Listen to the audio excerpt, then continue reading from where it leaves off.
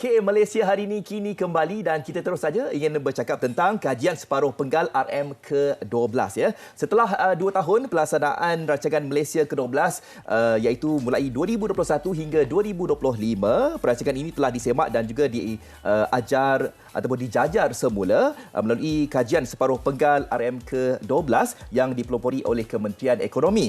Usaha ini dibuat agar selari dengan aspirasi Kerajaan Perpaduan dan Kerangka Ekonomi Madani yang telah diluncurkan oleh Yang Berhormat Perdana Menteri kita bermula pada bulan Julai lalu. Jadi terus saja ingin bercakap tentang kajian separuh penggal RM ke-12 ini. Kita terus saja bersama dengan yang berbahagia Datuk Dr. Zunika Mohamad, Timbalan Ketua Setiausaha Dasar Kementerian Ekonomi. Terima kasih Datuk.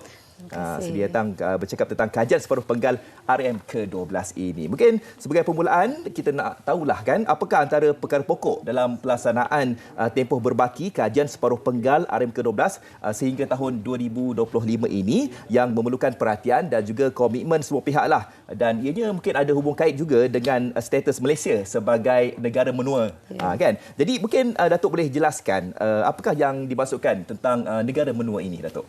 Terima kasih Fadli. Terima kasih kepada TV3 kerana memberikan luang kepada saya pada pagi ini untuk berkongsi sedikit mengenai negara menua ni.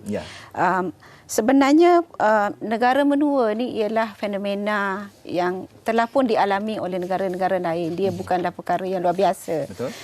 Kita pada masa ini telah pun beralih kepada negara menua disebabkan oleh faktor-faktor demografik penduduk.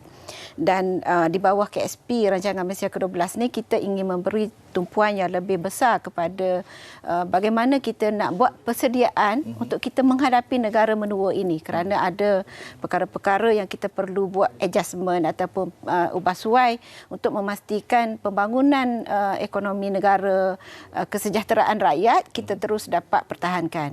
Jadi negara menua ni kalau ikutkan definisinya ialah bila penduduknya semakin tua lah.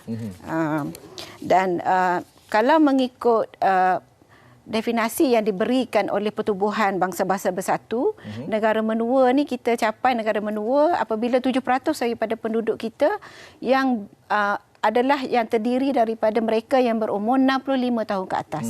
7%. Okay. Dan kita akan mencecah kepada negara tua apabila 14% daripada penduduk kita adalah 65 tahun ke atas.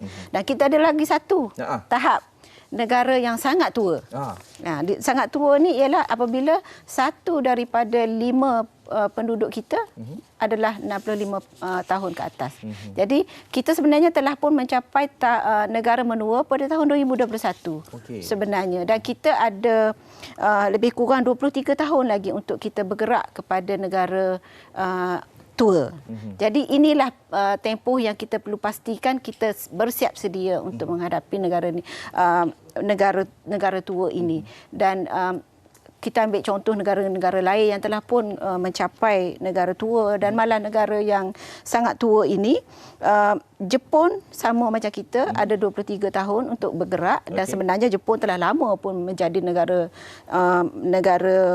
sangat tua sebenarnya. Dan Perancis dulu mengambil masa 115 tahun untuk beralih ke negara menua, tetapi kita hanya ada 23 tahun sahaja.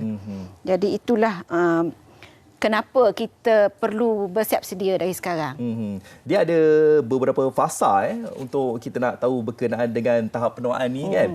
Negara menua, negara tua dan juga negara sangat tua. Tadi Datuk kongsikan tadi Jepun tu dah pun menjadi negara sangat tua pada tahun 1994. Memang dah agak lama kan. Jadi kita dah tahulah kan apa mungkin antara punca yang mendorong peralihan Malaysia ini menjadi negara menua dan juga negara tua nanti. Sejauh mana pelaksanaan intervensi dasar yang boleh mengatasi masalah ataupun mengatasi fenomena ini daripada berlaku, Datuk? Negara kita ni sebenarnya faktor yang paling utama ialah demografi penduduk.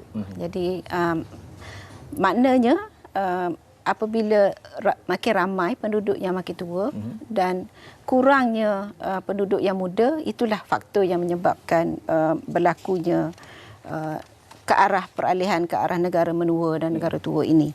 Dan faktor utama ialah penurunan kadar kesuburan, jumlah ataupun dalam bahasa Inggerisnya total fertility rate.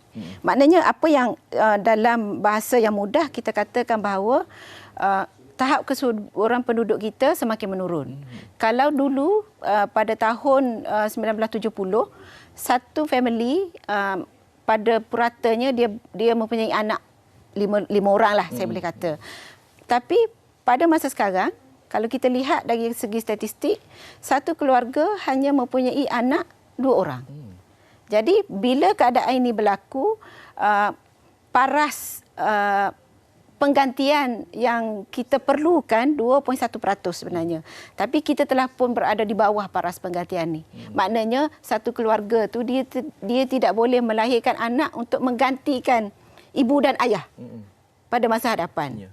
Itulah faktor yang menyebabkan kita akan beralih kepada negara yang tua dan super age ataupun sangat tua. Jadi itulah faktor dia. Dan ini sebenarnya salah satu faktor lagi ialah disebabkan keadaan sosioekonomi kita sekarang yang menyebabkan kahwin lewat, kesusahan disebabkan kos yang tinggi untuk menanggung keluarga. Inilah faktor-faktor yang menyebabkan kita terpaksa menghadapi keadaan ini. Dan satu lagi faktor ialah disebabkan oleh jangka hayat kita yang semakin panjang. Kalau dulu kita secara statistiknya jangka hayat lelaki tahun 1970 dulu 61.6 tahun hidupnya, tetapi sekarang lelaki 72.5 tahun dan wanita pula 65.6 tahun. Dulu tahun 70 dan sekarang 77.2 tahun. Jadi itulah sebenarnya, dan kita sebenarnya tak ada dasar yang tepat untuk kita reverse ataupun berbalik semula kepada negara yang menua ataupun, tetapi kita boleh perlahankan proses tersebut. Baik, Datuk. Kita kesentuhan masa ni, Datuk. Mungkin Datuk boleh kongsikan juga tentang cabaran dan impak negara menua ini dalam pembangunan sosioekonomi negara. Cabarannya saya boleh katakan sebenarnya dia akan memberi kesan yang sangat besar kepada ekonomi kita, kerana kita akan mengalami kekurangan penduduk yang boleh bekerja. Disebabkan dengan umur tua, kita tahu akan mengalami masuk ke alam bersara dan sebagainya, dan kita juga akan mengalami cabaran dari segi tanggungan kepada kerajaan, dari segi pembiayaan untuk membiayai keperluan untuk menjaga orang-orang tua, warga emas kita, dan juga untuk memastikan bahawa kita boleh memberikan keselesaan hidup, social safety net dan sebagainya. Dan even kepada individu itu sendiri, ia akan memberi cabaran juga kerana mereka akan memerlukan peruntukan ataupun sara diri yang membolehkan mereka hidup berdikari selepas pencen dan semasa mereka dalam tempoh usia tua. Okey, baik. Ada sikitlah mungkin boleh kongsikan usaha perancanganlah di masa yang akan datang nanti. Okey, buat masa sekarang kita sedang mengusahakan blueprint ataupun rangka kerja untuk menghadapi negara tua ini, dan kita telah pun ada satu mekanisme yang kita telah wujudkan untuk memastikan semua pihak terlibat dalam memastikan kita sebenarnya betul-betul bersedia untuk menghadapi negara tua ini. Okey, terima kasih diucapkan kepada Yang Berbahagia Datuk Dr. Zulika Mohamad, Timbalan Ketua Setiausaha Dasar Kementerian Ekonomi, bercakap tentang kajian separuh penggal RM ke-12. Terima kasih, Datuk. Terima kasih banyak-banyak. Okey.